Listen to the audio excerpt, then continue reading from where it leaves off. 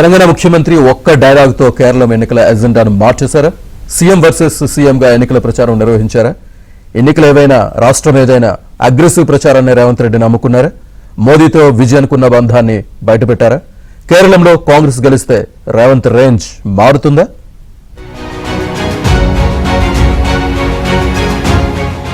ఎన్నికలప్పుడు రాజకీయ నాయకులు చాలా అగ్రెసివ్ గా ఉంటారు. తెలంగాణ సీఎం రేవంత్ అయితే మరింత అగ్రెసివ్ గా ప్రవర్తిస్తారు. ఎన్నికల సమయంలో టార్గెట్ పెట్టుకుని మరీ పనిచేయడం ఆయన స్టైల్. దేశవ్యాప్తంగా ఎక్కడ ఎన్నికలు జరిగినా కాంగ్రెస్ పార్టీ ఓడిపోతుంటే జూబ్లీహిల్స్ ఉప ఎన్నికలు, పంచాయతీ, మున్సిపల్ ఎన్నికల్లో కాంగ్రెస్ పార్టీ జెండా ఎగరేసింది. ప్రతి ఎన్నికల్లోనూ కాంగ్రెస్ పార్టీని తన స్ట్రాటజీతో గెలిపిస్తున్న రేవంత్ పై కాంగ్రెస్ హైకమాండ్ పూర్తి నమ్మకాన్ని పెట్టుకుంది.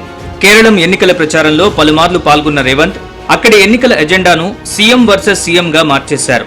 కేరళం ఎన్నికల ప్రచారానికి వెళ్లే ముందే ఆ రాష్ట్ర పరిస్థితులపై అధ్యయనం చేసిన రేవంత్ ఒక్క డైలాగ్తో కేరళం ఎన్నికలపై హీట్ పుట్టించారు. నీపో మోనే విజయన్ అంటూ మలయాళీ సినిమా డైలాగ్తో పినరయ్పై తీవ్ర విమర్శలు చేశారు. రేవంత్ చేసిన వ్యాఖ్యలపై ఇండియా కూటమి నేతలతో పాటు తెలంగాణ రాష్ట్ర సిపిఎం నేతలు సోషల్ మీడియాలో పలువురు తీవ్ర అభ్యంతరం తెలిపినప్పటికీ కేరళం ఎన్నికల ప్రచారంలో సీఎం విజయన్ టైం అయిపోయిందని, ఆయన గద్దె దిగాల్సిందేనని ఎన్నికల ప్రచారాన్ని కొనసాగించి కేరళం కాంగ్రెస్ నేతల్లో జోష్ పెంచారు. Competition is not going between Telangana and Kerala. The fight is going in Kerala between LDF and UDF. He has to answer. He has ruled by 120 months. He has to answer for Kerala people, not for Telangana. So he is making the election is going between Telangana and Kerala. I have given many facts. So he is misquoting all the information. That is why I have written a letter with facts. So I am ready to debate with Pinarayi Vijayan. Whenever he is ready to debate, I am ready to debate on those lines. So my point is that who is his role model? Narendra Modi and Amit Shah, or Jyoti Basu, otherwise Somnath Chatterjee. So he is taking references from Modi.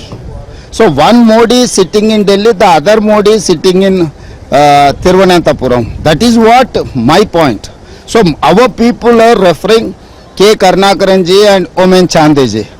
These two leaders from Kerala is our role models. Keralam ఎన్నికల ప్రచారంలో రేవంత్ విమర్శలు రాజకీయంగా heat పుట్టించాయి. Delhi communist మోదీని, Trivandrum communist విజయన్ను ఓడిస్తేనే Keralam ప్రజలకు మంచి రోజులొస్తాయని రేవంత్ ప్రచారం చేశారు. ఇక మోదీ, విజయన్ ఒక్కటేనని, బీజేపీ, సిపిఎం మధ్య ఒప్పందం జరిగిందన్న రేవంత్ ఆరోపణలు తీవ్ర దుమారం రేపాయి.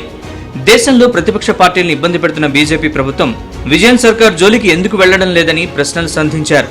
రేవంత్ విమర్శలకు విజయన్ కౌంటర్ ఇచ్చారు. తెలంగాణలో కాంగ్రెస్ ప్రభుత్వం ఏర్పాటయ్యాక ప్రజలకు ఏం ప్రయోజనం చేకూరలేదని ట్వీట్ చేశారు.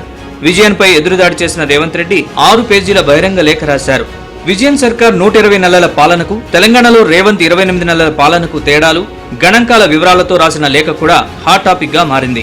ఆ లేఖలోని వివరాల్ని కేరళం ప్రజలకు చెప్పేందుకు మళ్లీ కేరళంలో పర్యటిస్తానని ప్రకటించారు. అంతేకాదు, విజయన్ చెప్పిన గణాంకాలన్నీ ఆయన మిత్రుడు కేసీఆర్ అధికారంలో ఉన్నప్పటివని సెటైర్లు వేశారు.